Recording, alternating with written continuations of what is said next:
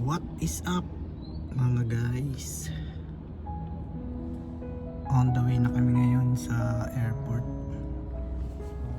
Bale, uuwi kami ngayon ng Pinas. At medyo malungkot dahil uuwi kami dahil iniwan na kami ni Mama Letty.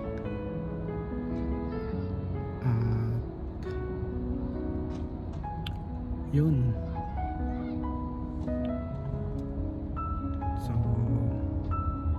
update ko na lang kayo guys pag nasa airport na. Pag nandito pa lang kami sa taxi.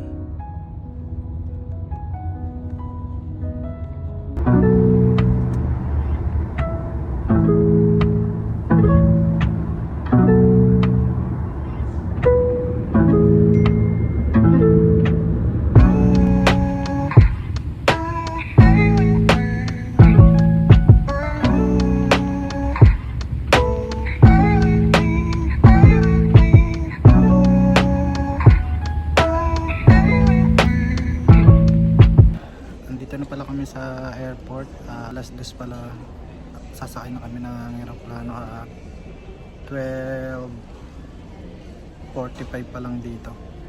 So hintay pa kami ng mga halos 2 oras pa kasi 2:30 yung flight namin. So andun pala si Ara. Excuse. Bale, na-meet namin si nanay tsaka yung apo niya.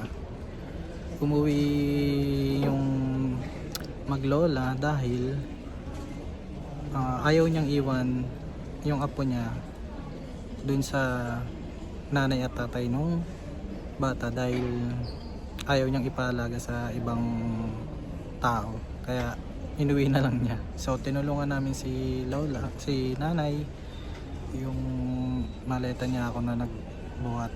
Bale yung apo niya na lang yung binuhat niya. Gusto ko sanang buhatin yung apo niya kaso baka hindi naman sumama sa akin. Tsaka matakot sa akin guys. Yun lang guys. So update na lang ulit. So guys, yan yung baby. Hello baby. Pa naghihintay dyan guys. Daming tao.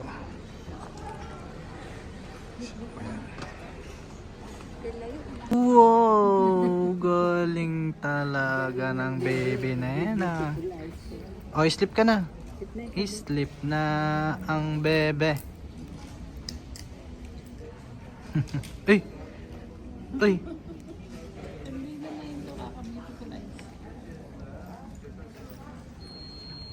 Hi guys.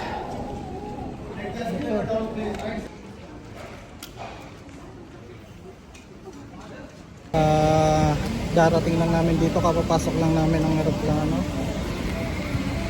Ay, grabe guys. Buti na lang malakas tayo kay Lord dahil bago kami may pumasok dito sa aeroplano ay may mga pagsabog din sa labas. Hello.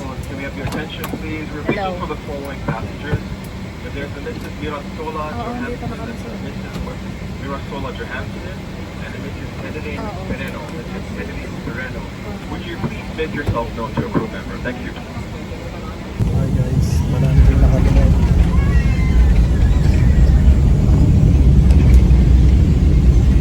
Nakalandin lang namin dito sa Cebu. Update lang.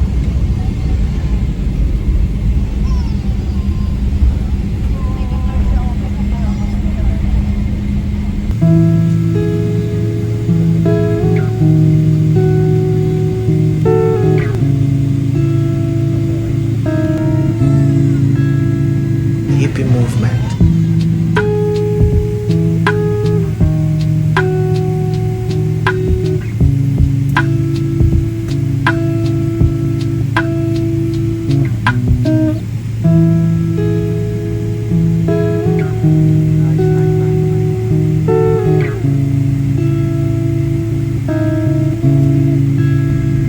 Hippie movement.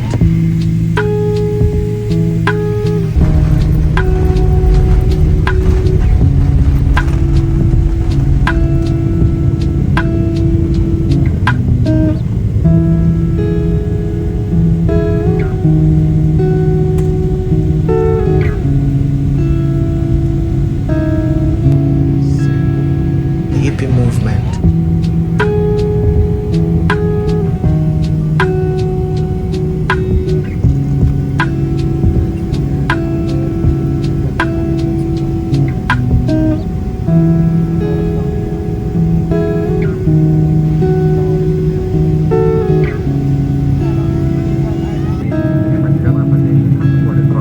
The hippie movement.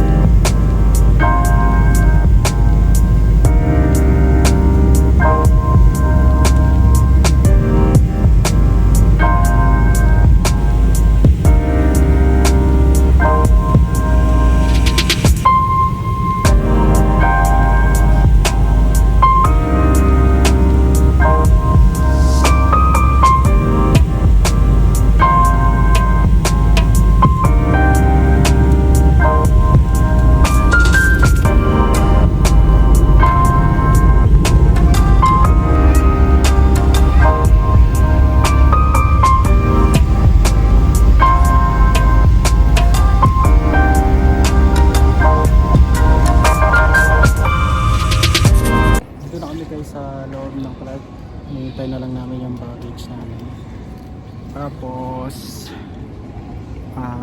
hanapin namin yung sa carousel para maghatid dun sa Terminal 3. So, yun lang. Update lang guys. Ayan na lang ulit. Bye guys. Hi guys. Dito na kami sa bus papuntang Terminal 3. Ang oras ay 7:34. Grabe guys, sobrang haba ng biyahe, talagang sobrang pagod. Pero mas gusto mo. Parang nahihilo na nga rin ako guys.